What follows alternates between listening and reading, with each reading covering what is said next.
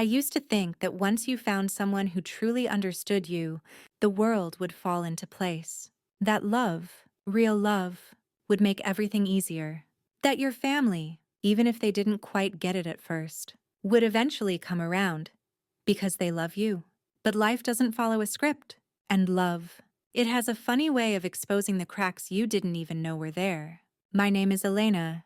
I'm 32 years old, a freelance interior designer, and up until a few months ago, I thought I had everything figured out. I live in Seattle with my fiancée, Sophia, and we've been together for 4 amazing years. She's thoughtful, brilliant, and the kind of person who remembers the names of every barista at our neighborhood cafe. The kind of woman who brings flowers to my mom on her birthday, even though she lives out of state. The kind of woman I never believed I deserved, until she walked into my life and refused to leave. Even when I tried to push her away. We met at an art exhibition. I was there alone, sipping bad wine and pretending to admire abstract pieces that made zero sense to me, when she struck up a conversation about the color palettes being emotionally dishonest. I laughed, really laughed, and she smiled like that was exactly what she wanted. Within months, we moved in together. We traveled. We adopted a grumpy rescue cat named Moose, and somehow, somewhere along the way, the version of life I had once only dreamed of became my reality. But dreams have a way of cracking. It started with a dinner. Not just any dinner. The dinner. The one where Sophia and I invited my parents and my younger brother, Lucas, over to share our big news. We were engaged. I'd rehearsed it in my head dozens of times. Even stood in front of the mirror practicing how I'd casually drop the word fiancé like it was no big deal. My parents had come a long way. When I came out at 19, they were distant, confused, and borderline cold. But over the years, with therapy, family dinners, and time, they thawed. Now, my mom asks about Sophia every time we talk, and my dad sends her weird memes and dad jokes via text. Lucas, though, he was different. Lucas is 2 years younger than me, smart, witty, charming when he wants to be, but always somewhat distant. We used to be inseparable growing up. He was the kind of little brother who'd sneak into my room during thunderstorms, or call me Lenny because he couldn't pronounce Elena properly. But after I came out, there was a shift, subtle at first. He never said anything mean. He never fought me on it. But his silence, it was loud. Still, I thought time had healed things. So there we were, the 5 of us, seated around my dining table. Sophia had made lasagna from scratch, her signature comfort dish, and I had lit enough candles to make the place look like a Pinterest ad. Everything was perfect, or so I thought. After dinner, while we were nibbling on tiramisu and sipping wine, I stood up, my hands slightly shaking. Sophia gave me a reassuring smile, and I felt her hand slide into mine under the table. "We wanted to share something with you," I said, heart pounding. "Sophia and we're getting married." There was a pause. My mom gasped and covered her mouth with her hands. "Oh my God! Really? That's... wow." My dad blinked. "Well, it's about damn time." Everyone laughed, except Lucas. He looked at us like we had said something absurd. His fork froze midair, a piece of tiramisu still balanced on it. Then he slowly set it down. "Congrats," he said flatly. Something in my chest tightened. Maybe it was the lack of warmth in his voice. Maybe it was the way his eyes didn't meet mine. Or maybe, deep down, I'd always known there was something off. Later that night, after my parents had left and Sophia had gone to bed early with a headache, I found Lucas on the balcony. Smoking a cigarette he swore he'd quit. "You okay?" I asked, leaning on the railing beside him. He didn't answer right away, just exhaled slowly, eyes fixed on the city skyline. Then he said something that knocked the air out of my lungs. "She doesn't belong to you." I blinked. "What?" "Sophia, she's not... you're not right for her." There was no mistaking the bitterness in his voice. "What the hell are you talking about?" "Lucas," I asked, my voice low but sharp. He finally looked at me, and I saw it. That strange, raw expression in his eyes. A mix of longing, resentment, and something else I couldn't quite name. I've been in love with her since the day you introduced us, he said. I thought I had misheard him. I stared at Lucas, waiting for a smirk, a shrug, some sign that he was joking. But there was no smirk, just silence, and that unbearable weight hanging between us like a storm cloud seconds before it breaks. You're in love with Sophia, I repeated, my voice barely above a whisper.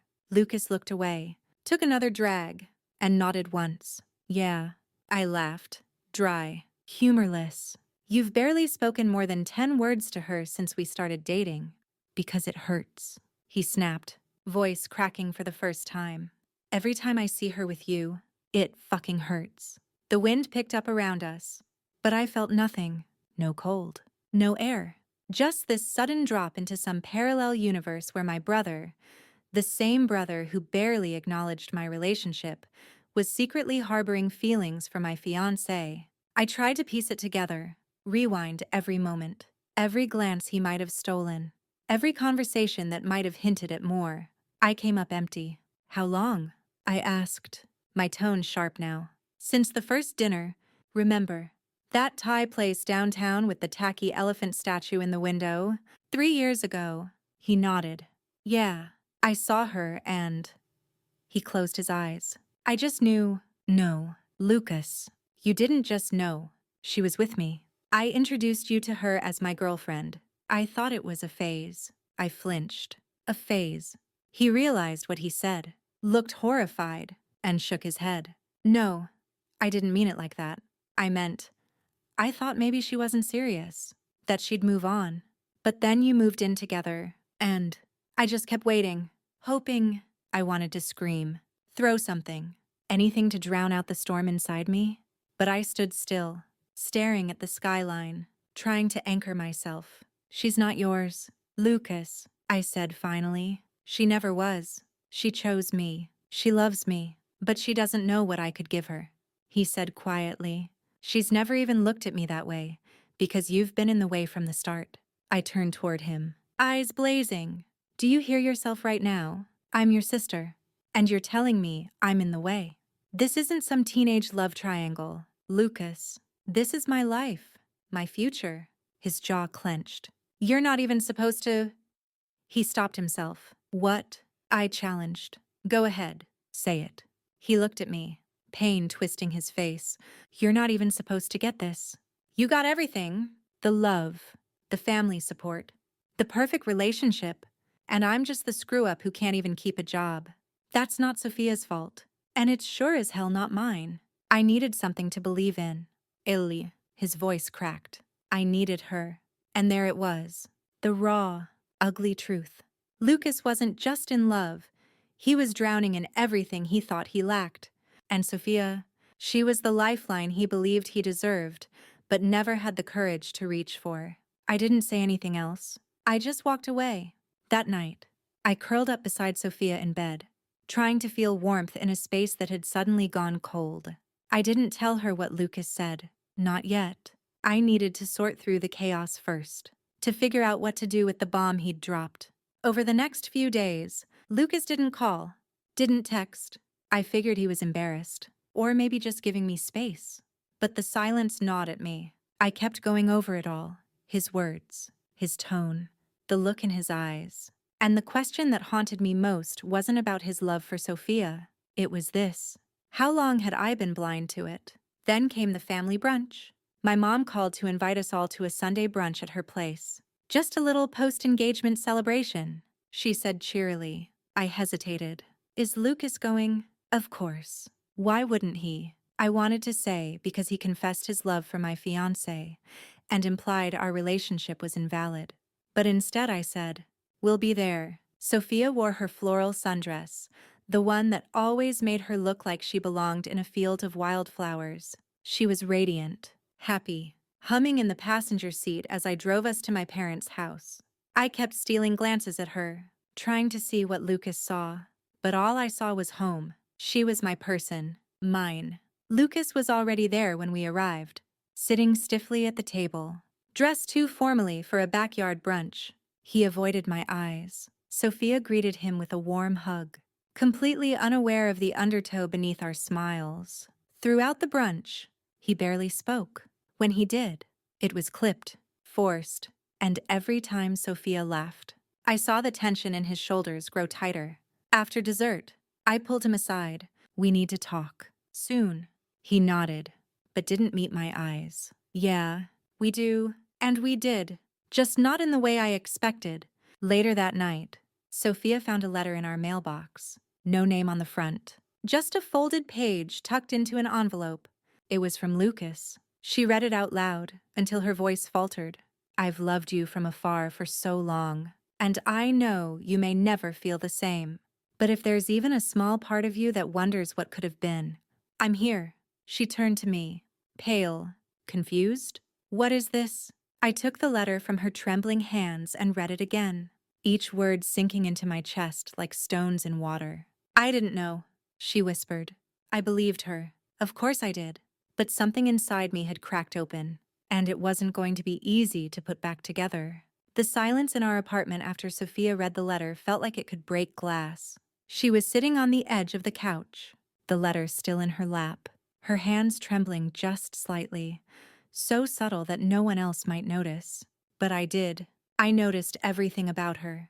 I paced. The anger hadn't quite hit yet. It was like standing on a beach, watching the tide slowly pull back, knowing the wave was coming but not knowing how hard it would crash. He sent you a love letter, I said finally. He actually wrote you a damn love letter. Sophia didn't respond right away. Her eyes were distant, like she was trying to replay every moment she'd ever shared with Lucas through a new lens. I had no idea. I know you didn't, I said quickly. Too quickly. This isn't your fault. It's him. He knew. He knew we were engaged. He looked me in the eye and still sent you that. She looked at me then, and I saw the guilt swimming behind her pupils. Not guilt over doing anything wrong, but guilt for being the reason this mess even existed. I never flirted with him, she said quietly. I swear. I know, I said again. But it didn't make me feel better, because it wasn't about whether she encouraged it. It was about the fact that my own brother had crossed a line so deeply etched in the sand that it should have been impossible to miss. I picked up the letter, read it again, this time slower. The words were careful, rehearsed, like he'd read it out loud to himself a dozen times before sealing the envelope. I just needed you to know, even if it changes nothing. Well, he got one thing right, I muttered. Sophia reached for my hand. What are you going to do? I don't know, I said, sitting beside her. But I can't pretend this didn't happen. I won't. That night, I called him. It went to voicemail. I didn't leave one. 2 days passed. 3. I didn't hear from him. It felt surreal, like we were characters in a bad soap opera. I half expected him to show up at our door, roses in hand, offering some grand, misguided apology. But he didn't. Instead, he posted something on social media, a blurry photo of the Seattle skyline at night. The caption, "Some things are worth losing everything for." The comments were vague, filled with heart emojis and messages. I didn't reply. I didn't even like the post, but it made something inside me twist. What exactly did he think he was losing? Me, his sister, or the fantasy he'd built in his head where Sophia was the missing piece to his broken puzzle? 3 more days passed before I got a text. Lucas, can we talk? My fingers hovered over the screen. For a moment, I thought about ignoring him, ghosting him the way he'd ghosted boundaries. Ghosted the version of me that trusted him without condition. But I agreed. We met at a cafe near Green Lake, neutral ground. I arrived early, sat by the window, and watched the wind stir the surface of the water in the distance. He showed up late. He looked rough, hollow, like someone who hadn't slept properly in days. He sat down across from me, and for a moment, neither of us said anything. Then he broke the silence. I'm sorry. It wasn't enough, but it was a start. For what? Exactly, I asked, voice even. He sighed. For the letter. For what I said? For everything. I studied him. This wasn't the cocky, charming Lucas I'd grown up with. This was someone stripped bare. You didn't just cross a line, I said. You shattered it. I know. She's not yours to want. I know. I let the silence stretch between us. Let it weigh heavy. He rubbed his temples. I've been spiraling for a while. Eli, you've got your life together. Your career. Your home. Sophia. And I'm 30. Broke. Living in a basement studio. No direction. Every time I saw you two together, it just... He paused. It made me feel like I was disappearing. That doesn't excuse what you did. I know that, too. I leaned back in my chair, folded my arms. So what do you want now? Forgiveness. A clean slate. I don't know what I want. I just didn't want to lose you. He looked up at me then, eyes bloodshot and earnest. I messed up. But you're my sister. I don't want this to be the end. And for the first time, I felt the tide shift. Not in forgiveness, but in clarity. I love you, I said. You're my brother, but you made choices that hurt me. That hurt Sophia, and just saying sorry doesn't fix that. He nodded. I get it. I need time, I continued. And space.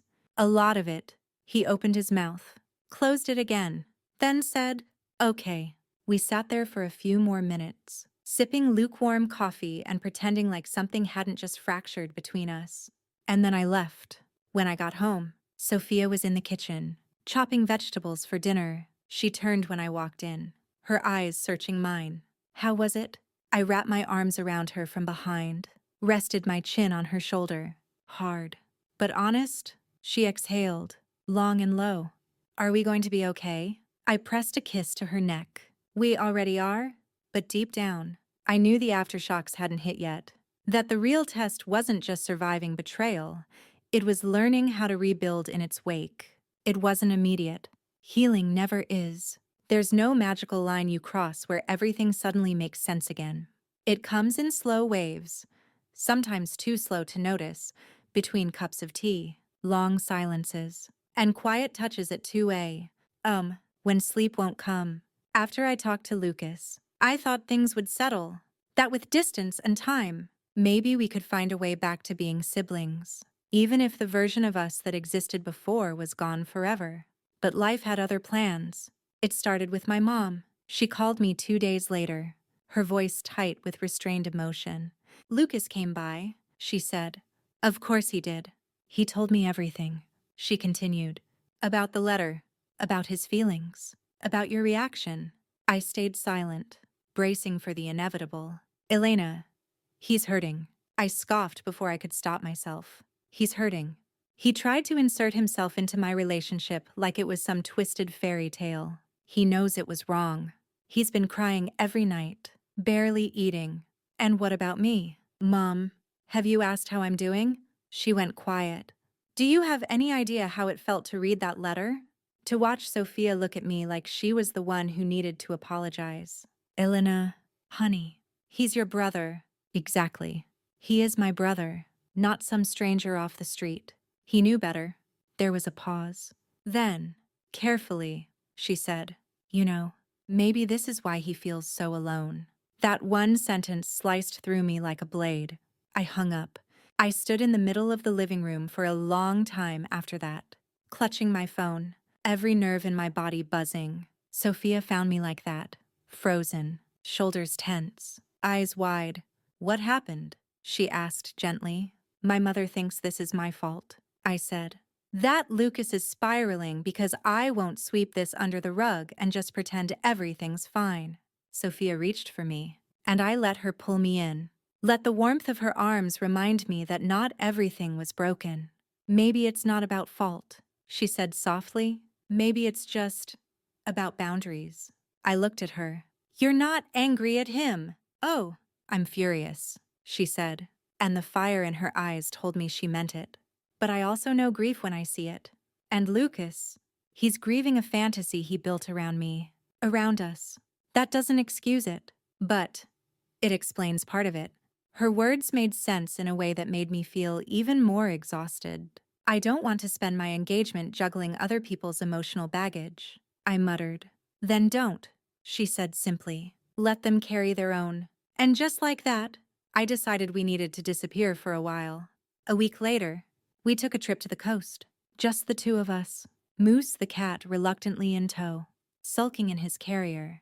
We rented a tiny cottage that smelled faintly of salt and old pine, and for the first time in what felt like months, I breathed. We walked on the beach. We drank cheap wine and danced barefoot in the kitchen. We lay in bed late into the mornings, our limbs tangled, hearts beating in sync again. But even in those perfect moments, the ghost of Lucas lingered at the edge of my thoughts. One night, as we watched the waves roll in under a sky full of stars, Sophia broke the silence. "Do you ever think about cutting him out completely?" The question caught me off guard. I turned to her, surprised. "I mean," she continued, "some people are just not good for us, even if they're family." I hesitated. "I don't know if I'm ready to go that far." "You don't have to decide now," she said, "but you should know. I'll support you either way." I reached for her hand, squeezed it gently. "I love you," she smiled. "Good, because I plan to marry you. Remember." The next morning, I woke up to an email from Lucas. Subject: "Just read." No reply needed. It was long, rambling, a mix of apology, confession, and self-reflection. He told me he was checking into a therapy program, that he'd been dealing with depression for years but never talked about it, that he knew what he did was selfish, that he didn't expect forgiveness but hoped, maybe one day, I could look at him without hate in my eyes. He ended it with this: "You were always the one I looked up to. Elimar, not because you were perfect, but because you were brave enough to live honestly." I'm sorry I tried to take that from you. I didn't reply, not because I was angry, but because I finally understood that this part of our journey needed silence to heal. Words had done enough damage. When we got back from the coast, I felt lighter, stronger, ready to focus on the future again. Sophia and I finalized the wedding date. We sent out invitations. My mom called, hinting about dress fittings and flower arrangements. Acting like everything was back to normal, I let her, for now. Lucas didn't respond to his invitation, and I didn't follow up. Not out of spite, but because sometimes distance is love in disguise. Wedding planning is strange. Everyone tells you it's supposed to be the happiest time of your life, but no one talks about the mental gymnastics you have to perform to keep your sanity intact. Guest lists, seating charts, the florist canceling last minute, and somewhere between the cake tastings and deciding between off-white or ivory, you realize this isn't just about one day. It's about how you want to carry your life forward from that day on. For me, it was also about boundaries. The invitation we'd sent to Lucas hadn't come back. No RSVP, no email, no text. Just silence. I kept telling myself that was okay, that maybe silence was its own kind of answer. But deep down, I couldn't lie. A part of me still hoped he'd show up. Not because I wanted him there, but because I wanted him to care enough to explain why he wouldn't be. My mom asked again the week before the wedding, "Are you sure you don't want me to talk to him?" I was standing in the middle of the bridal boutique, adjusting the hem of my gown. When she brought it up, I looked at her through the mirror and shook my head. "No, Mom, this is between me and him." She pursed her lips, then nodded slowly. "I just hate seeing my children apart." I sighed. "So do I. But I'm not the one who built that wall." She didn't reply, but I could tell she understood. That night, Sophia and I sat on the couch surrounded by wedding to-do lists and fabric swatches. Our cat snuggled between us like some tiny, grumpy wedding planner. She looked up from her notes and said, "Do you want to leave a seat open for him?" I paused. "Honestly, I don't know. I'm okay with whatever you decide," she said. "But this is your day, too. And I want you to feel surrounded by people who love and support us. Not just you." Her words landed with weight. Us. Not just my story anymore. Not just my family. Ours. And in that moment, I realized something. Lucas might be my brother, but Sophia is my family, so I didn't leave a seat open. We printed the final seating chart without his name, and when I looked at it afterward, I didn't feel regret. I felt peace. The wedding day came like a breath of fresh spring air. The sky was impossibly clear. The venue, an old converted greenhouse on the edge of town, was bathed in sunlight and laughter. Guests filled the seats. Music played softly in the background, and the scent of jasmine floated through the air like a memory. I stood with my dad before walking down the aisle.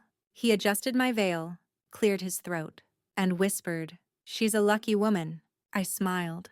"No, Dad, I'm the lucky one."